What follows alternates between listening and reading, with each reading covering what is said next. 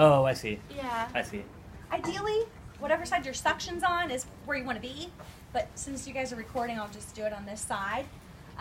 You want to go ahead and turn on your suction.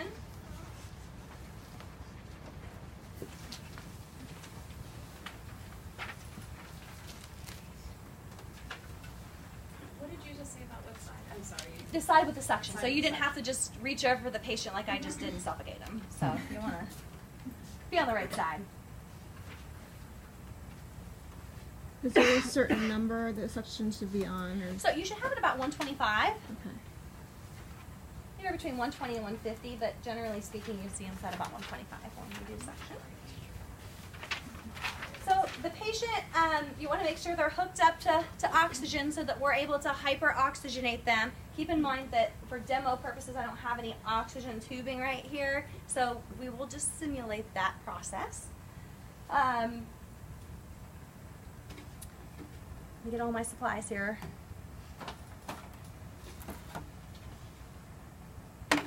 So you're going to have a trach kit and a suction kit. It's kind of two different skills in essence, okay? Always look and see what's in your suction kit or your trach kit before you go into the room to start the process, because it may not have gloves in it. It may not have fluid in it. So you just need to kind of look and see what's in them. So in the kits that you'll have,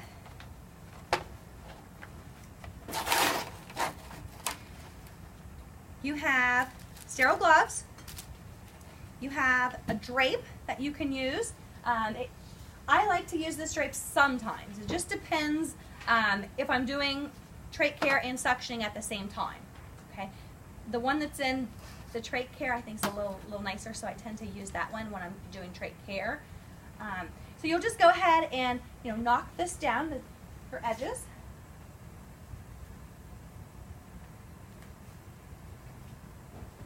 Shiny side goes down.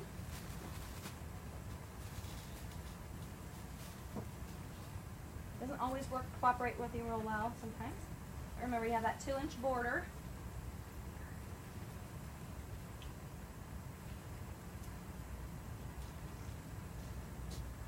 This is really the part that you need to keep sterile, is what's in here. Okay? So you can go ahead and put it on your sterile field. And these, for the most part, will stay coiled for you. They stay pretty coiled, where like the Foley catheters, when you open those, they like start flopping everywhere. So these will stay coiled on there for you pretty nicely. Then you have your water in here, okay? You can choose to either pour it into your basin, because this is all sterile, or you can choose to just take the top of it off, and inside this you'll see there's a little circle. It'll generally sit right in there for you, okay?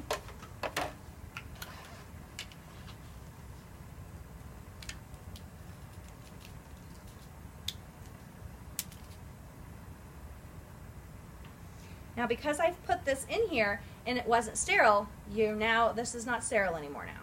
Okay, so I'm picking this up. The only thing that's sterile is the water that's inside of it. And you can sit this on the patient wherever you really want to put it. It's spilled before. I've had it spilled before. Unfortunately, tell a patient not to move, and you're going to suction them and they move a little bit. So just be aware of that. You can use a bedside table if you want. It's whatever you're most comfortable with. I'm just going to put it down here so that it's all in the same area for you guys. Next, you want to go ahead and put your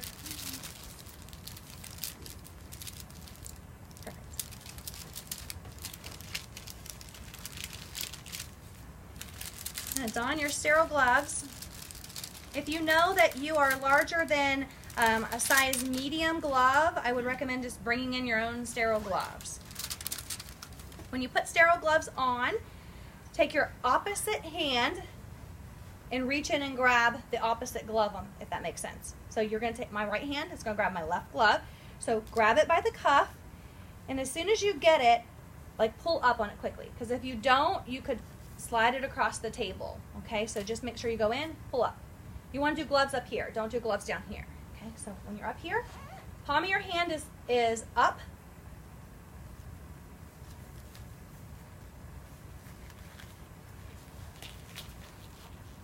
Don't mess with the cuff, don't mess with anything here. Just pull it down to where it stops and leave it, okay? You're going to take this hand, you're going to go under the cuff and just pull it quickly, okay? Go in, palm up, and I always encourage students to move this thumb, because if you leave it here, you end up hitting and contaminating, okay? So move this finger out of the way. Sometimes they cooperate with you and sometimes they don't. These ones are not wanting to.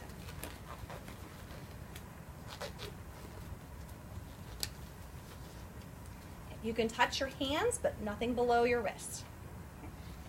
At this point in time, you're going to determine, okay, what hand am I going to keep sterile? I'm going to make my right hand sterile, my left hand not sterile.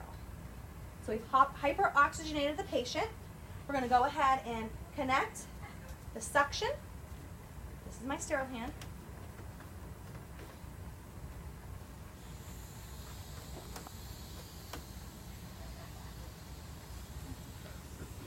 We're going to make sure that this is going to work appropriately. Yep, it's working great. Okay, so at that point in time, you can go ahead and remove the oxygen.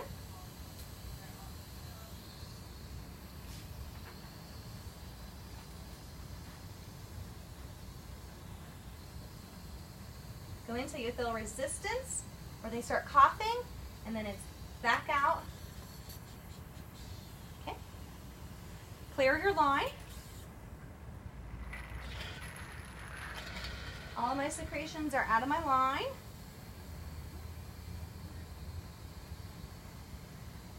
Get resistance or cough, back out.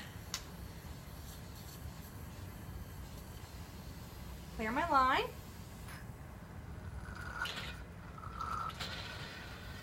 We could do it a third time. Okay? Any questions about suctioning? Pretty easy, right? There's only, you just got to remember that you have one hand that's sterile and one that's not. And that sterile needs to hold on to only the rubber part of this tubing. And when you're oxygenating and you're giving this patient a break, that you just hold it out here and make sure this doesn't hit anything. Okay? And then redo this and redo this. How do you hyperoxygenate? Do you just verbalize that, or do you? You can. You can just tell your instructor that, or you can actually take your hand and put it on here and say, I'm doing this skill, this part of the skill, and back over. If they don't have one of these here, you could just announce it. And then do you ever turn off the thing over there? The suctioning? Yeah. Yes, you'll turn it off as soon as you're done suctioning. Okay. Yep, so right now we would be turning this off. Okay. Any other questions? All right, good. Oh, yep. Did you pulse? Are you pulsing when Yes, you're pulling as out? you're coming out, you are. Yes, it's intermittent suction on the way out. And it's pretty quick, right? You're not like taking your good